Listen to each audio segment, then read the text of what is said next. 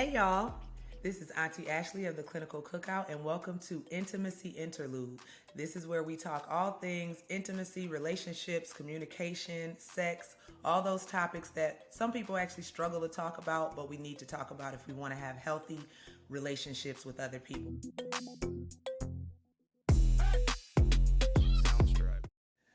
So today, I wanted to talk to everyone about intimacy in full. This is called the Intimacy Interlude, so I wanted to break down exactly what intimacy means. So, intimacy is closeness between people in personal relationships.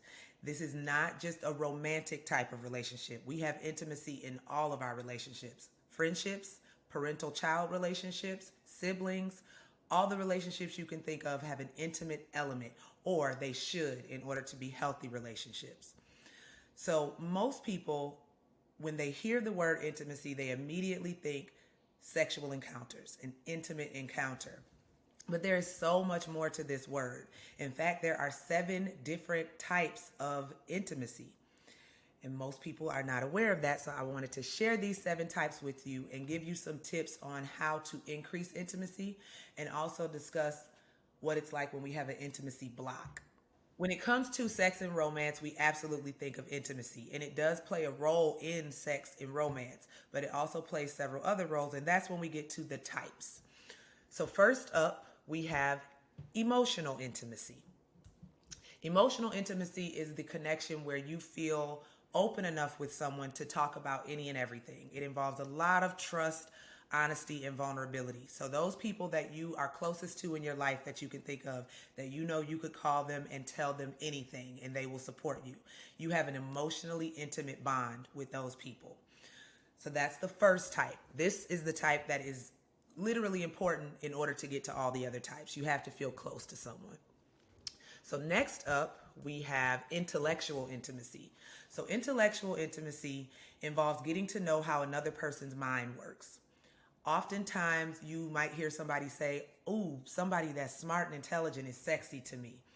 That means that they are literally physically attracted and aroused by people who are smart, who are intelligent. So, that is an intellectual intimacy.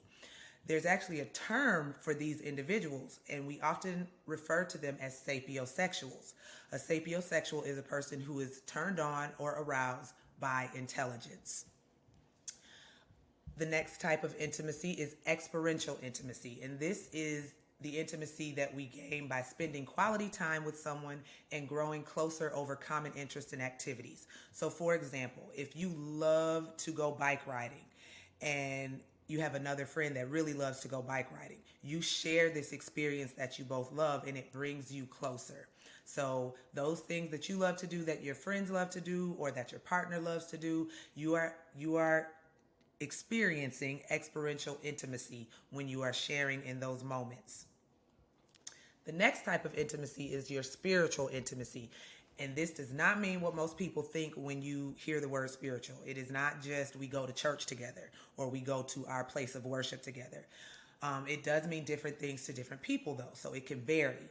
But generally speaking, spiritual intimacy is about belief in something beyond the physical realm of existence. So if there is someone in your life that you have those deeper spiritual conversations with, not just about particular faiths, so it's not like we have to be talking about the Bible, but if we're saying, what do you think about creation? And you have a whole discussion surrounding that one question, you are spiritually connecting to someone, and that is a spiritual type of intimacy. So this can be any belief. It can be in a higher power, in human souls, in nature. It can involve anything as long as you are getting that spiritual connection to this other person and the world around you. Okay. Your next type of intimacy will be your physical intimacy. And this is different from sexual intimacy. So that's a whole nother type. Physical intimacy is about touch and closeness between people or bodies. So this can involve hand holding, hugging, cuddling, kissing. It does not have to involve the actual act of sex.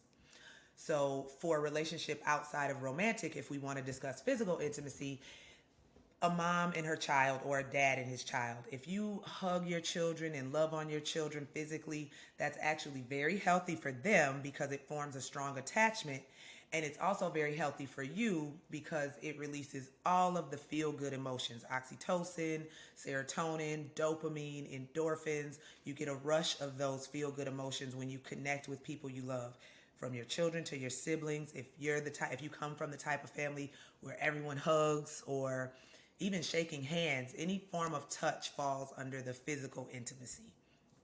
Um, the next one is the sexual intimacy. So this is when people hear intimacy, this is the one they think of off the bat. We having sex. But it still involves more than that. Sexual intimacy is still about more than just having sex. Sexual intimacy is foreplay before you even get to the act of sex. Sexual intimacy is the build up to sex. When I say build up, you can start your day off and go to work, and your partner can go to work. And if you are sending each other hot text messages all through the day, or you took a nude a week ago and you slip it in a text message, that is a buildup of your sexual intimacy. You are comfortable enough with this person to share something that sacred and that intimate. So that is true sexual intimacy.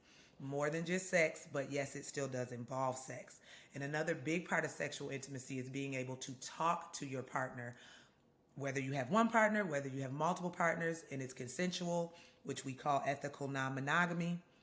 No matter what, no matter how many partners you have, you are able to talk openly and honestly to all of these partners about your likes, your dislikes, what you are willing to try sexually, what you're not willing to try, your limits. We all have some limits when it comes to that. Well, at least most people do have a limit when it comes to what we are willing to engage in sexually. But that still falls into sexual intimacy, because sometimes we might be afraid to talk about that with our partners. So they have no idea what we like, and we just out here trying things, not knowing that our partner really doesn't want to or doesn't like it because they're afraid to say so. And for men, this is you would think that most men feel like, oh yeah, I'm sexually intimate because I enjoy having sex. But it's about more than that. It's about willing to experiment with your partner. Some men are very afraid of experimentation. But at the end of the day, if you are truly sexually intimate, you are willing to try things. You can have your hard nose, but everything is not a hard no, because you never know what you really might like.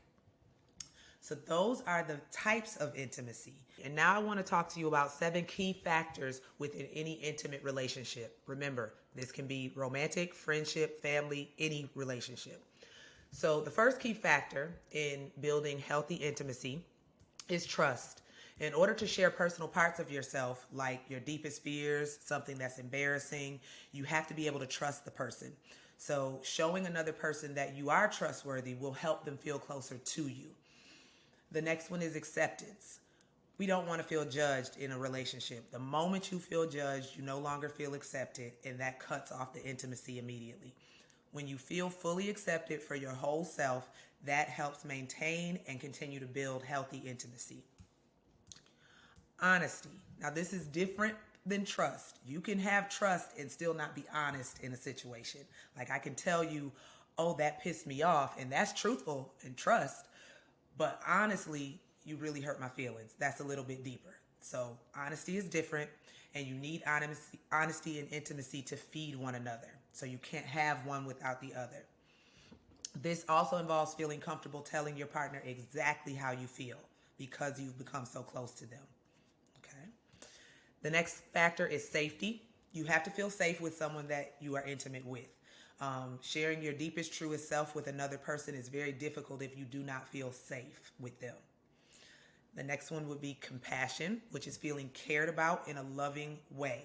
So showing one another compassion is crucial to intimacy, because without it, you feel like this person doesn't really care about you. So compassion is a natural component of caring about another person's well-being. The next one is affection. This is one where some people struggle, and I will go on record to say you'll hear most people say a lot of men struggle in the affection area. But it's not just men. You have people of all genders, all orientations who might struggle with affection for various reasons. They may not have been shown affection growing up, so they don't know how to show affection. So this is a tougher one. But to build intimacy, you have to show you care. It's more than just saying it. So that affection is a part of the action. So once you have the compassion and all that other stuff, the affection comes in, where you are affectionate towards this other person. And it can be physical, but it doesn't have to be. The next and most important why people come to couples counseling is communication. You have to have good communication in order to have healthy intimacy. A lot of people struggle with communication for various reasons, to include different communication styles, different conflict management styles, growing up differently, being raised differently. We just communicate differently. And that's not just men and women. That's in general, we don't communicate the same. But you have to build healthy communication if you want to build healthy intimacy. So, last but not least, we want to talk about blocks to intimacy. So, intimacy in and of itself is not just something that comes right away, it is something that is built over time. So, we have to cultivate intimacy with the people in our lives. But once you do have it, it can have tangible positive effects on several areas in your life, including your health. But when we talk about blocks to intimacy, that would be those people who struggle to connect with people on intimate levels. And this can be for various reasons, but oftentimes it is because somewhere early on they either had a really negative traumatic experience and dealt with broken trust from someone that they did trust, or they could have had an unhealthy attachment style with their caregivers as babies. That can also lead to struggles with intimately connecting with people. But typically we see it has to do with trust, because trust was that first key factor I mentioned. So if you have had your trust broken several times, you will become very guarded and want to protect yourself from others, because at the end of the day, one of the risks of being intimate with anyone is that they might break your trust and then you are hurt. So that's what scares most people who do have a block or a fear. It's that idea of, if I get too close, I will be hurt. But there are ways to help that. Therapy is one of them. Find you a therapist or find you someone who really understands the field of intimacy and communication to help you through that, to help you process through those past situations that hinder you now from going forward intimately with other people.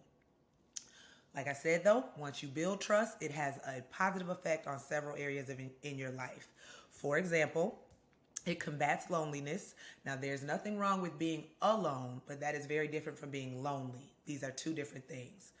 So you can be alone and be happy, but when you start to feel lonely, that's different. And intimate relationships help to combat the loneliness. It also helps with your mental health. Having close, intimate relationships helps with reducing your stress levels. It gives you the feel-good hormones I mentioned earlier that give you a boost when it comes to physical intimacy and things like that. And it also can boost your immune system, lower your blood pressure, and reduce your risk for heart disease. So having close, intimate relationships overall has a healthy effect on you as an individual. So if you have questions or concerns, or you want to talk to me about, well, what does intimacy look like? What will that look like in this relationship? I am all open for those questions. All right, y'all. This has been Auntie Ashley's Intimacy Interlude. I want to thank you for listening. And if you have any further questions or have suggestions about what you want to hear, you can join us once a month for our Ask a Live, or you can DM your questions directly to the Clinical Cookout. I'll see y'all next time.